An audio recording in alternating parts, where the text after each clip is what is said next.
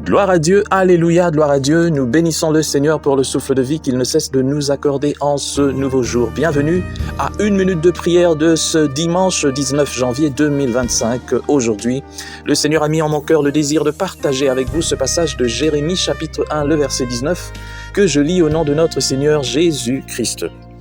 Ils te combattront, mais ils ne pourront rien faire contre toi, car je suis moi-même avec toi pour te délivrer, déclare l'Éternel des armées. Alléluia mon frère, voilà un sujet de joie. Mais, il y a un mais. Aujourd'hui, n'importe qui, j'entends souvent dans la rue, ils te combattront, mais ils ne pourront rien contre toi. Mais on ne finit jamais, dit l'Éternel des armées. Et si tu ne finis pas, tu dois au moins savoir que l'Éternel est vraiment de ton côté. Mais comment peux-tu, toi, dire que l'Éternel est de ton côté lorsque toi, tu n'es même pas de son côté?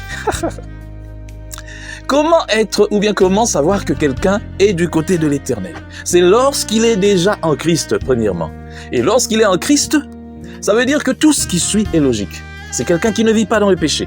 C'est quelqu'un qui ne cause pas de problème aux autres. C'est quelqu'un qui a l'amour de son prochain. C'est quelqu'un qui représente et reflète les caractéristiques tout justement d'un enfant de Dieu. Est-ce que tu reflètes? Il ne suffit pas de dire « moi je prie à telle église » tel que j'entends souvent. « Moi je suis un vrai enfant je suis la vraie fille de papa, je sais pas Kingandi ». Peut-être que lui-même ira en enfer. Je suis moi-même l'enfant du pasteur, notre pasteur lorsqu'il dit « qui sait si ton pasteur est déjà en Christ ?» Je suis moi-même l'apôtre, le prophète, mais qui sait si son Dieu n'est pas au Bénin, je sais pas, au Nigeria ou quelque part, ou au Bas-Congo, je sais pas. Faites très attention. La foi authentique, c'est la foi en Jésus-Christ. Tu as le droit de dire « Ils me combattront, mais ils ne pourront rien me faire. » Seulement si tu es réellement en Christ. La question, as-tu donné ta vie à Jésus? Tu vas dire « Oui, peut-être, je l'ai fait. Voilà pourquoi je prie à telle église. » Mais regarde ta vie. Est-ce que toi, tu vis selon les préceptes de Dieu? Est-ce que toi, tu as l'amour du prochain? Est-ce que toi, tu marches dans l'intégrité? Est-ce que toi, tu marches dans la droiture? Quel est ton comportement vis-à-vis de l'argent? Est-ce que toi, tu as la crainte de Dieu? Est-ce que tu as la crainte de Dieu? Toi, qui à part ta femme, tu as des petites ici et là. Toi, qui trompes ton mari. Toi, qui vole l'argent de l'entreprise où tu as une parcelle de pouvoir. Toi qui tue, qui pille, qui vole, qui falsifie des documents.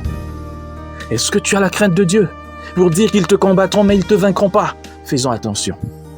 Faisons attention. Lorsque nous ne sommes pas en Christ, cette parole n'est pas véritable. C'est vrai, je ne dis pas que ceux qui sont en Christ ne pêchent pas.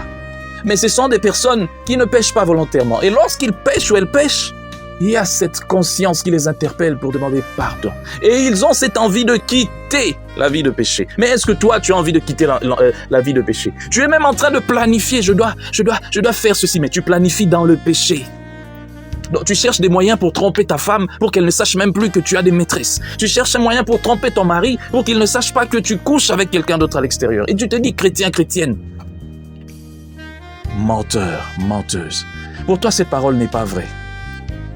Tu cherches comment je vais détourner beaucoup. J'avais volé 100 000, cette fois-ci je dois arriver à 1 million. Mais comment je vais faire? Je dois falsifier les documents, tout ça. Et tu te dis non, ils me combattront. Et quand on veut t'arrêter, on publie des choses sur les réseaux sociaux, tu dis non, ils sont en train de me combattre. Sois maudit, tu détruis la vie des gens.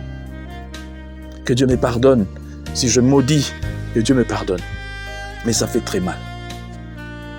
Change pendant qu'il est encore temps, afin que cette parole s'accomplisse réellement dans ta vie. Change pendant qu'il est encore temps, afin que tu sois vraiment protégé. Je bénis le Seigneur pour cette parole. Et je prie pour que cela devienne évident pour une personne. Je bénis le Seigneur pour cette parole. Et je prie pour que cela devienne évidente dans la vie d'un enfant de Dieu, de tous les enfants de Dieu qui me suivent en ce moment. Au nom puissant du Seigneur Jésus-Christ, nous avons ainsi prié. Amen. Bon dimanche à tous.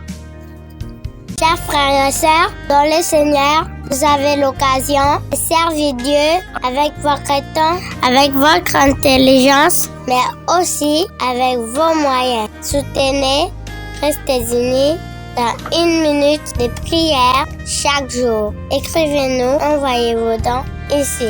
Que Dieu vous bénisse.